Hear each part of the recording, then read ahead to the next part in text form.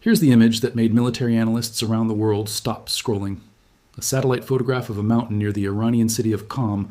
its ridgeline punched clean through with a row of perfectly aligned craters, gray-blue ash scattered across the surface, and every visible tunnel entrance sealed under collapsed rock. That mountain is Fordow, and for nearly 2 decades it was considered Iran's deepest, most heavily fortified nuclear facility on Earth, a uranium enrichment plant deliberately buried inside solid rock, specifically because its architects believed no conventional weapon could ever reach it. In June of 2025, the United States tested that belief directly, dropping 14 of the largest conventional bombs ever built in a single coordinated strike. President Trump stood in front of cameras afterward and called the facility totally obliterated. Israel's own Atomic Energy Commission said the strike had likely set Iran's nuclear program back by years. And yet, when independent satellite imagery analysts went back and tracked exactly what happened at that same mountain over the following weeks, they found something considerably more complicated than a simple story of total destruction. Today, I'm going to walk you through the entire satellite record of what happened to Fordow, image by image, dated pass by dated pass, exactly what these photographs can prove, and exactly where even the most sophisticated satellite technology on Earth reaches the limits of what it can actually tell us. Stay with me for all of it. Quick note before we dive in. I have spent years studying satellite reconnaissance, bunker-penetrating weapons engineering, and how organizations like the Institute for Science and International Security and CSIS actually go about turning a raw overhead photograph into a credible damage assessment, the kind of careful comparative analysis that separates real imagery intelligence from simply eyeballing a single dramatic photo. That's the lens I'm bringing to you today. Everything in this video is sourced from verified reporting and satellite analysis, including imagery from Maxar Technologies and Planet Labs,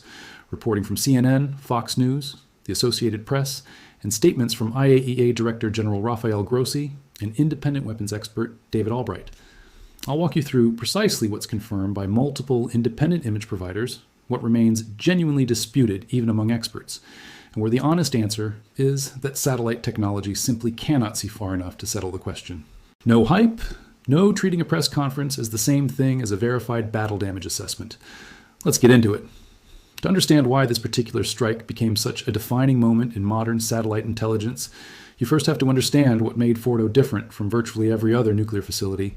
analysts have ever tried to assess from orbit. Fordow was built directly into a mountainside near the holy city of Qom, originally constructed with ties to the Islamic Revolutionary Guard Corps years before it was ever formally declared to international inspectors. Its entire purpose, from the very first tunnel dug into that rock, was to survive exactly the kind of airstrike that had destroyed other, more exposed nuclear sites elsewhere in the world.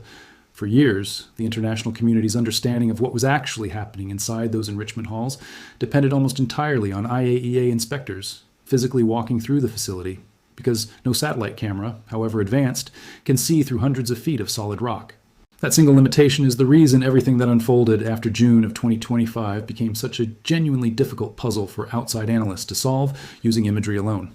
The strike itself, codenamed Operation Midnight Hammer, was executed with extraordinary precision and secrecy. According to detailed reconstructions of the mission timeline, a decoy formation of aircraft flew west over the Pacific specifically to preserve the element of surprise, while the actual strike package flew east on an 18-hour flight under minimal radio communication. A U.S. Navy submarine positioned in the region launched more than 24 Tomahawk cruise missiles at surface infrastructure targets at the separate Isfahan nuclear site. The lead B-2 Spirit stealth bomber then released the first 2 GBU-57 Massive Ordnance Penetrators directly onto Fordow,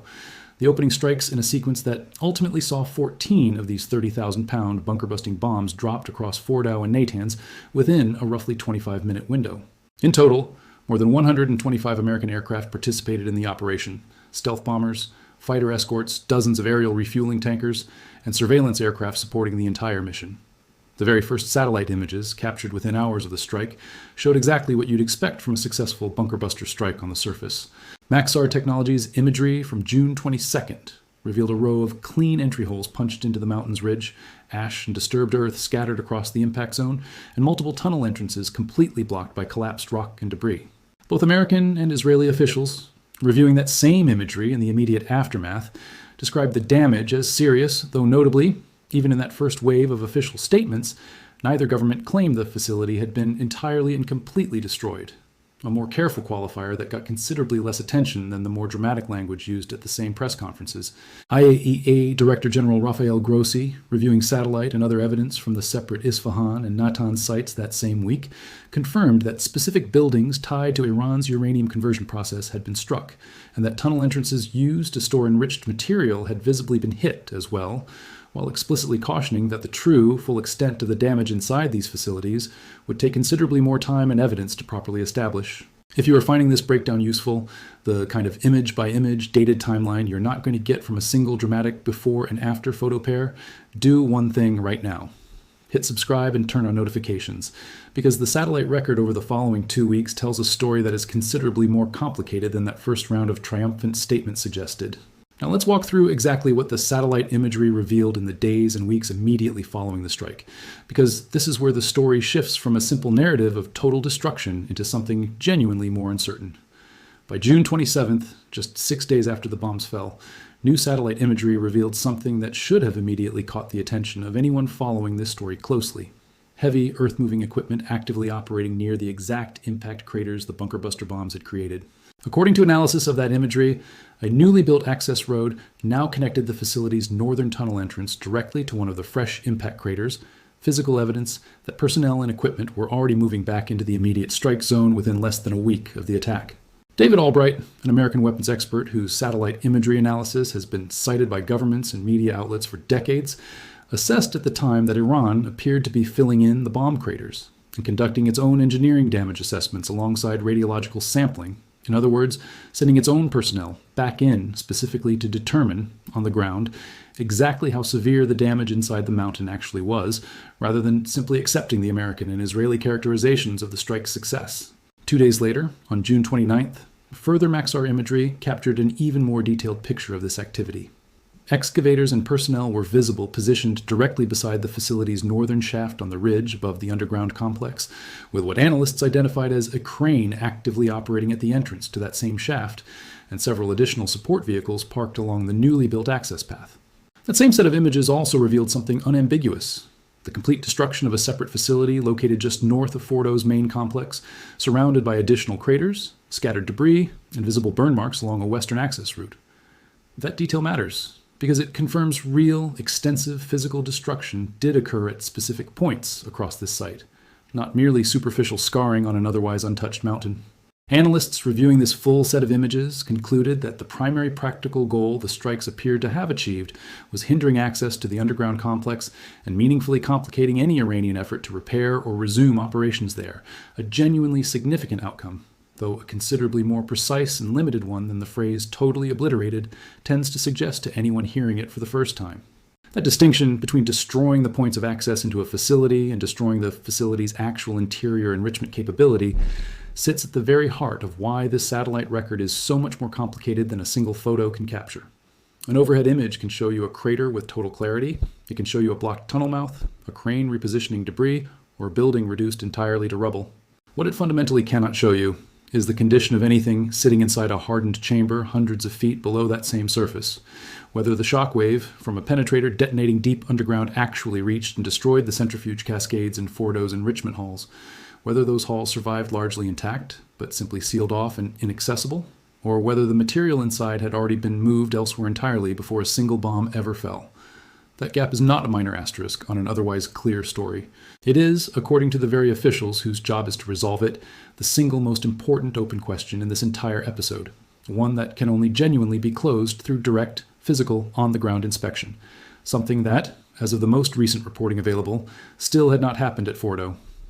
Iran's own public statements added another, notably vaguer layer to this picture. Iranian officials confirmed only that the facility was, in their own words, badly damaged, a description carefully vague enough to be technically compatible with almost any actual level of interior destruction, from near total loss of enrichment capability to a facility that remains substantially intact but simply damaged at its access points. That kind of deliberately imprecise language from the facility's own operators is itself a data point worth taking seriously, because a government that had genuinely lost its entire enrichment capability in a single strike would have relatively little strategic reason to describe that loss in vague, minimizing terms, while a government hoping to obscure just how much capability actually survived would have every reason to use exactly this kind of carefully non-specific phrasing.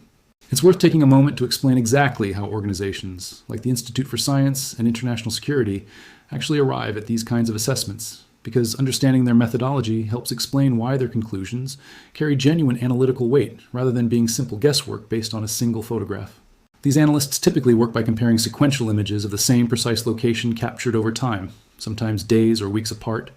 looking for specific, measurable indicators, fresh vehicle tracks in previously undisturbed soil, changes in shadow geometry that reveal new excavation depth, the specific types of heavy equipment present at a site, and what that equipment's typical function suggests about the work underway. They routinely cross-reference imagery from multiple independent commercial providers, since companies like Maxar and Planet Labs operate different satellites capturing images at different times of day and at different resolutions, giving analysts several independent looks at the same location that can be checked against each other to rule out simply misreading a single ambiguous frame. This is genuinely rigorous, methodical work, closer in spirit to forensic investigation than casual photo interpretation, and it's exactly why organizations like these have built decades of credibility with journalists, governments, and the IAEA itself in tracking nuclear facility activity around the world, well beyond just this specific Iranian case. But it's equally important to be honest about where that discipline's real limits sit, because even the most careful satellite analysis is still at its core working entirely with indirect evidence. An analyst can confidently identify that a crane is actively working at a specific tunnel entrance, and reasonably infer that repair or excavation activity is underway there. What that same analyst cannot do is see what material that crane is actually removing from or delivering into the tunnel once it passes beneath the ridgeline and out of the satellite's line of sight. That is precisely the gap separating even the most sophisticated satellite intelligence from the kind of direct physical verification that only an IAEA inspector walking through the facility's actual interior can provide. And it's exactly why the most careful analysts in this field, David Albright included, have consistently taken care to describe their own satellite-based findings as informed inference rather than definitive proof of what's happening deep underground. Now let's bring the story forward to 2026, because Fordow did not stay untouched after that first round of damage assessment settled, and the second wave of strikes adds an important further layer to the satellite record. When the broader war between the United States, Israel, and Iran reignited on February 28, 2026, following the assassination of Iran's supreme leader in the conflict's opening strikes, CSIS's own analysis of that renewed campaign's target list made a genuinely telling observation. Because the original 2025 strikes had already significantly degraded Fordow and Natanz,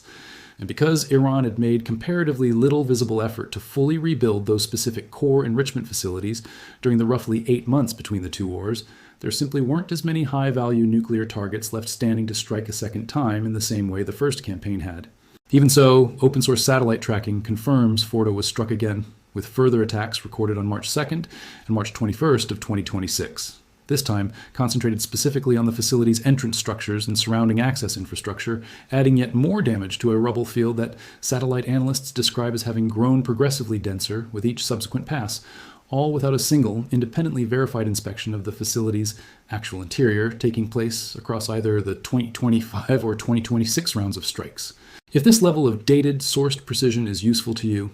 the kind that traces exactly which specific satellite pass revealed which specific new crater or piece of construction equipment, rather than a single dramatic photo presented as the entire story, that is exactly the kind of careful imagery tracking I intend to keep providing on this channel,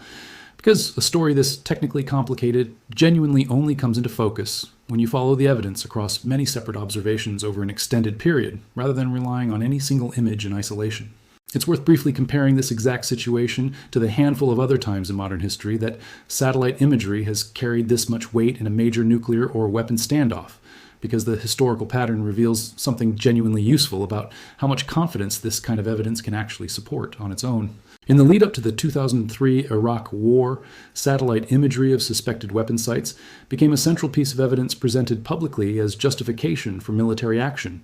Imagery that, once on-the-ground inspection eventually became possible, was shown in a number of documented cases to have been interpreted with far more confidence than the underlying evidence genuinely supported, with ordinary industrial buildings and civilian infrastructure mistakenly read as signs of active weapons programs. A considerably more successful and more patient example comes from years of satellite monitoring of North Korea's Punggye-ri nuclear test site, where analysts, tracking tunnel construction, spoil pile changes, and support facility activity over an extended period, built a genuinely reliable, well-corroborated picture of that site's operational status,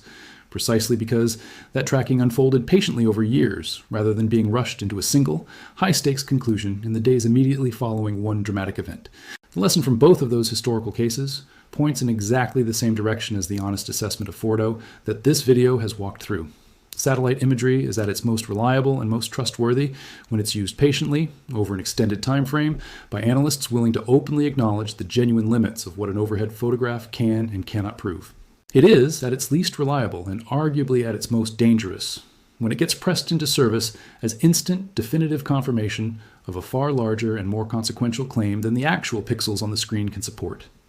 The satellite record on Fordow, spanning more than a year and multiple separate rounds of strikes, is genuinely one of the more sustained and carefully tracked examples of this kind of analysis in recent memory. But even that sustained, careful record still cannot answer, on its own, the one question everyone actually wants answered: what is happening inside that mountain right now? A question that remains, by the IAEA's own repeated and explicit admission, unresolved to this day. Here's the piece of this story that I think deserves the most careful attention,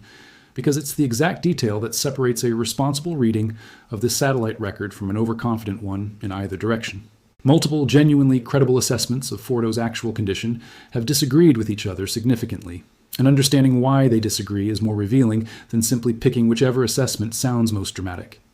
Israel's own Atomic Energy Commission assessed that the facility had been rendered inoperable and that the combined strikes had set Iran's program back by years,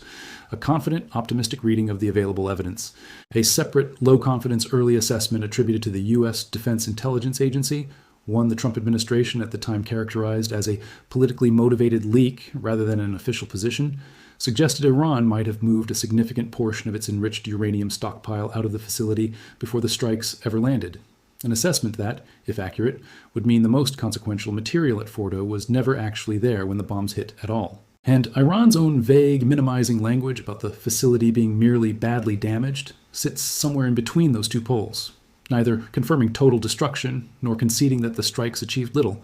That spread of genuinely different, credible assessments, all working from broadly the same underlying satellite and intelligence evidence, tells you something important about just how much interpretive uncertainty remains built into this entire story. These are not fringe or unreliable sources disagreeing with each other. These are Israel's own dedicated nuclear intelligence apparatus, America's own defense intelligence community, and Iran's own nuclear authorities, three parties with direct access to some of the best available evidence on this exact question, and they have not converged on a single agreed-upon account of what actually happened inside that mountain. When the parties with the most direct access to the relevant evidence still can't agree, and that's a strong signal the satellite imagery alone, however detailed and however carefully analyzed, has simply not been sufficient to settle the question definitively. It's worth digging into why these three parties, Israel, the United States, and Iran, ended up with such genuinely different readings of the same underlying situation, because the divergence itself is informative rather than simply confusing. Israel's Atomic Energy Commission has every institutional incentive to want its own extensive intelligence and operational planning against Fordow validated by a confident, successful outcome. And Israel has also historically maintained some of the most detailed and long-standing intelligence penetration of Iran's nuclear program of any single actor involved in this story, giving its assessment genuine analytical weight, even as it also carries an obvious institutional motivation toward a favorable reading. The Defense Intelligence Agency's own low-confidence assessment, by contrast, reflects a different kind of institutional caution, an agency whose core mission is producing sober, hedge-heavy analysis for military and policy planners, specifically designed to avoid the kind of overconfident conclusions that led to costly misjudgments in past conflicts, which naturally produces a more cautious, more qualified reading of the same evidence, even when working from largely the same satellite and signals intelligence base as Israel. And Iran's own vague, minimizing public language reflects the obvious incentive of any government managing both a genuine security crisis and its own domestic political messaging simultaneously, an incentive to avoid either appearing catastrophically weakened in front of its own population or inadvertently confirming operational details that could inform future targeting decisions against whatever capability actually remains. None of those three institutional biases automatically make any single assessment wrong. They do mean that reading these three different conclusions side by side tells you as much about each institution's own incentives and analytical culture as it does about the actual physical state of Fordow's interior, which is exactly why the most responsible reading of this entire episode treats all three assessments as genuinely useful but institutionally shaped data points, rather than picking whichever one happens to align with a preferred narrative about how this war is going. Let me pull back now and give you the honest, complete assessment of what the satellite record actually establishes and where its real limits sit, because I think the responsible answer sits meaningfully short of either the most triumphant claims of total obliteration or the most dismissive claims that the strikes accomplished little. What is genuinely, repeatedly, independently confirmed across multiple satellite imagery providers and multiple separate rounds of expert analysis spanning more than a year is real, extensive physical damage to Fordow's surface and access infrastructure. Craters punched directly into the ridgeline, tunnel entrances repeatedly blocked with collapsed rock across both the 2025 and 2026 strikes. At least one adjacent facility completely destroyed. Access roads and entrance structures damaged again in March of 2026. That is not a disputed finding. Independent analysts working from different imagery providers at different points in time have consistently confirmed the same basic physical reality at the surface level. What remains genuinely, honestly unresolved, and what satellite imagery by its fundamental nature as an overhead sensing technology cannot resolve on its own, is the precise condition of Fordow's actual interior enrichment halls, the true fate of the roughly 400 kilograms of uranium enriched to 60% purity, last verified by IAEA inspectors before the first strike, and whether that material and the centrifuge cascades built to process it were destroyed in place, survived intact but sealed off, or were relocated before the bombs ever fell. IAEA Director General Grossi's own repeated public position that a credible agreement on this file requires actual physical inspector access rather than satellite inference alone remains exactly as true today as it was in the days immediately following the original strike, and as of the most recent reporting available, that access still has not been granted. There's also a brief but important postscript to this entire story worth mentioning, because Fordow was not the last word on Iran's underground nuclear infrastructure. Satellite imagery has since confirmed continued construction at a separate, newer, and considerably more deeply buried facility known as Pickaxe Mountain, located roughly a mile south of the Natanz site, and believed by Israeli intelligence to now hold a significant portion of Iran's relocated enriched material. That facility, engineered to sit roughly 40 meters beyond the confirmed penetration depth of the same bunker-buster bomb used against Fordow, has not been struck as of the most recent imagery available, despite repeated public threats from President Trump that it eventually would be. Whatever the true, final answer to Fordow's condition turns out to be, the continued construction of a deliberately deeper successor facility is itself a meaningful signal. A country that genuinely believed its enrichment capability had been permanently and completely destroyed would have far less strategic reason to keep investing in an even more expensive, more deeply buried backup. And here is why all of this should matter to you, even if you've never thought about bunker-penetrating munitions or centrifuge cascade engineering before today. Every diplomatic framework built across this entire war, every ceasefire, every sanctions relief package, every promise of reconstruction assistance, rests on an underlying assumption that Iran's weapons-relevant nuclear capability has been meaningfully and verifiably degraded. Satellite imagery, however detailed, however patiently tracked across dozens of separate passes by serious, credible analysts, simply cannot provide that verification entirely on its own. Only physical inspector access can genuinely close that gap, and that access still has not happened at the one facility where it matters most, more than a year after the very first bomb fell. Before you go, two things. First, if this breakdown gave you the image-by-image, source-by-source clarity you weren't getting from a single dramatic before and after photo, share it with one person trying to understand what satellite evidence in a story this consequential can genuinely prove, and what it simply cannot. That's the only way careful, technically grounded reporting like this reaches more people than the noise does.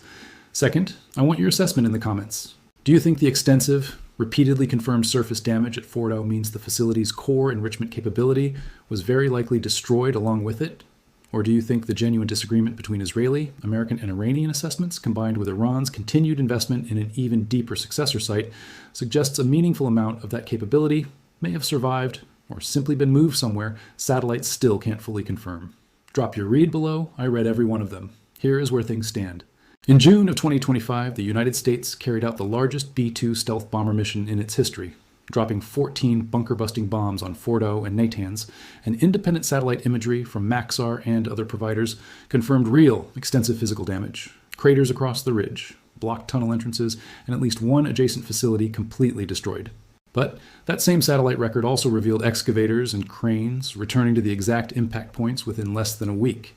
Iran conducting its own damage assessments, even as American and Israeli officials described the strike in far more conclusive terms. Fordow was struck again in March of 2026 as the wider war reignited, adding further confirmed damage to an already extensively cratered site, still without a single verified inspector ever setting foot inside its interior across either round of strikes. Israel's own Atomic Energy Commission, America's own Defense Intelligence Agency, and Iran's own nuclear authorities have each offered meaningfully different assessments of what that damage actually amounted to, a genuine disagreement among the very parties with the most direct access to the relevant evidence. And in the background, satellite imagery now confirms continued construction at Pickaxe Mountain, a newer facility engineered specifically to sit beyond the reach of the very weapon used against Fordow, still unstruck as of the most recent available imagery. Whatever satellite cameras can confirm about craters and collapsed tunnels on the surface, they cannot, on their own, answer the one question that actually matters most. What survived inside that mountain, and what's quietly being built beneath the next one? I'll keep tracking this story closely, and the moment there's a real confirmed answer, you'll hear it here first.